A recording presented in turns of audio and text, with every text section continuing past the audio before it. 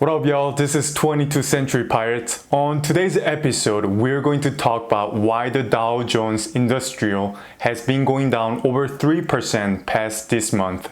If you look at this 6 months chart, you can see that past 1 month it has been going down. And if you look at this 1 month chart, when the DJI was highest was June 4th, and since then it has been going down consistently, and right now it's 33,290.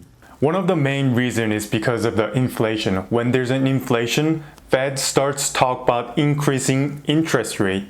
If you look at this article, Fed is going to increase the rates by the end of 2023 rather than hold them to near zero.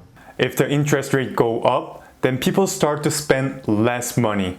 And this is the first reason why Dow Jones is going down. Less money spent by customers means less earnings for the business. Second reason is because it is expensive for companies to borrow money from the bank. If they want to buy new machines or build factories, it gets expensive under high interest rates. So if they don't invest in new products or softwares, customers would naturally spend less money. Last reason is that the investors move their assets from the stock market to bond market. If the interest rates are higher, then they can profit by investing in the bond market, which is also safer than the stock market.